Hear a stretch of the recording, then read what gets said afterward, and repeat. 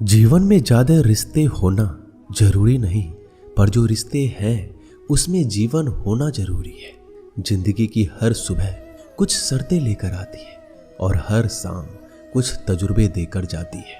तूफान भी आना जरूरी है जिंदगी में, तब जाकर पता चलता है कौन हाथ छुड़ाकर भागता है और कौन हाथ पकड़कर। सोच का ही फर्क होता है, वरना समस्याएं आपको कमजोर नहीं बल्कि मजबूत बनाने आती है। अकेले हो तो विचारों पर काबू रखो और सबके साथ हो तो जुबान पर काबू रखो। कोई भी रिश्ता अपनी मर्जी से नहीं जुड़ता, क्योंकि आपको कब कहाँ किससे मिलना है यह ऊपर वाला तय करता है। मान और सम्मान की लड़ाई में कभी अकेले रहना हो तो रह लेना, लेकिन किसी के सामने खुद को टूटने मत देना, क्योंकि जब खुद का सम्मान करोगे तभी दूसरों से सम्मान पाओगे। दिल साफ और मकसद सही हो तो यकीन रखो किसी न किसी रूप में ईश्वर आपकी मदद करते हैं। कभी भी किसी पे आंख बंद करके भरोसा ना करें, क्योंकि दुनिया इतनी भी अच्छी नहीं है कि आपके भरोसे को कायम रख सके। खत्म तो सब धीरे धीरे होता है, बस पता अचानक लगता है। मुश्किल वक्त दुनिया का सबसे बड़ा जादूगर है, क्योंकि वह एक पल में आपके चाहने वालों के चेहरे से नकाब हटा देता है। गलती जीवन का एक पन्ना है, लेकिन रिश्ता पूरी किताब है।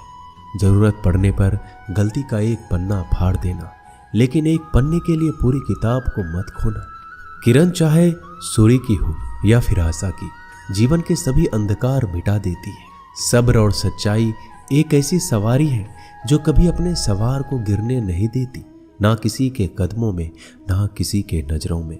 अकेले चलना और आगे बढ़ते रहना आसान नहीं होता, लेकिन अगर हार ना मानी जाए, अपने आप को धोखा ना दिया जाए, तो आखिर में एक बेहतरीन कामयाबी हासिल होकर ही रहती है। अकेले चलना बहुत मुश्किल होता है, बहुत ही ज्यादा मुश्किल, लेकिन अकेले उठाया हुआ हर एक कदम तुम्हारे इरादों को मजबूत बनाता है, तुम्हारे व्यक्तित्व को निखारता है। श्री कृष्ण कहते हैं, हर वो इंसान जो अपनी लड़ाई अकेले लड़ रहा है, अपना रास्ता अकेले तय कर रहा है, लोगों की कड़वी और चुभती हुई बातों को अकेले सह रहा है, बस अपने रास्ते पर चलते रहो और आगे बढ़ते रहो। मैं तुम्हारा साथ अवश्य दूंगा। जिंदगी कमाई दौलत से नहीं मापी जाती, अंतिम यात्रा की भीड़ बताती है कि कमाई कैसी थी। सत्य केवल उनके लिए कड़वा होता है जो लोग झूठ में रहने के आदी हो चुके हैं। जिंदगी में जीतने के लिए जिद होनी चाहिए, हारने के लिए तो एक डर ही काफी है। भरोसा रखिए, जब हम किसी का अच्छा कर रहे होते हैं तो हमारे लिए भी कुछ अच्छा हो रहा होता है।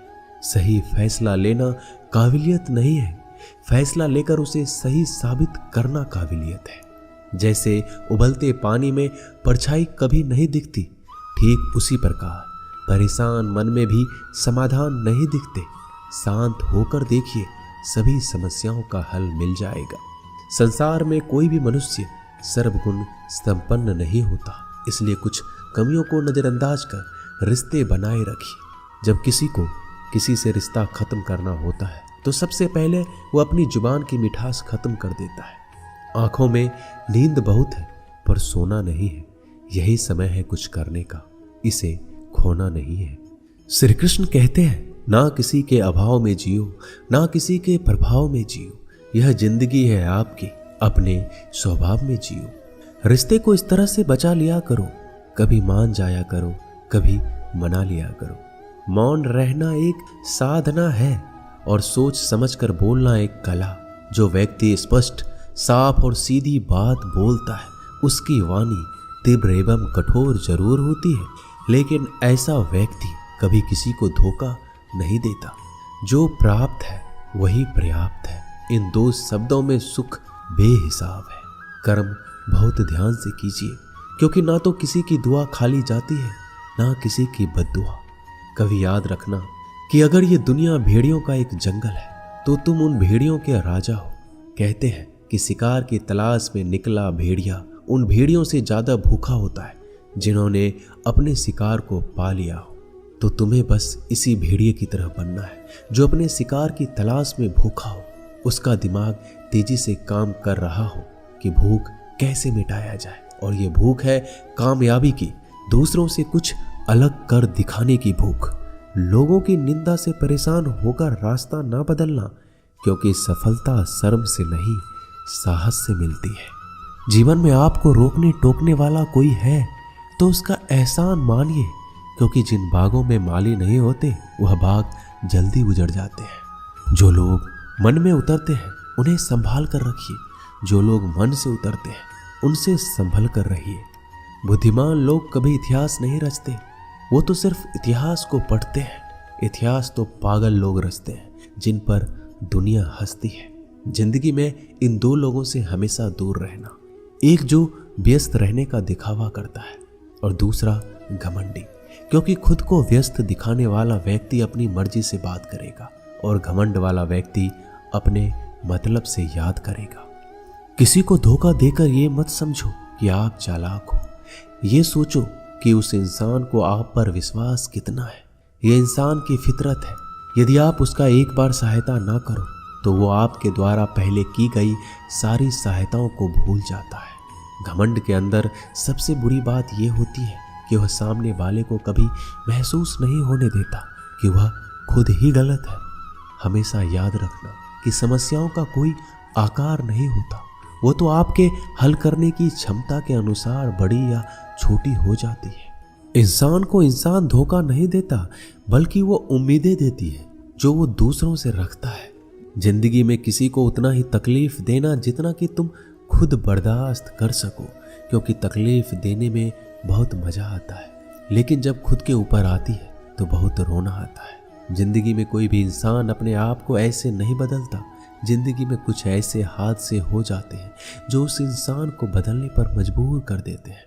किसी के सामने गिड़गिड़ाने से ना तो इज्जत मिलती है और ना ही मोहब्बत। इसलिए अपने स्वाभिमान को हमेशा बनाए रखना। यदि आप में काबिलियत होगी तो वह खुद चलकर आपके सामने आएगा।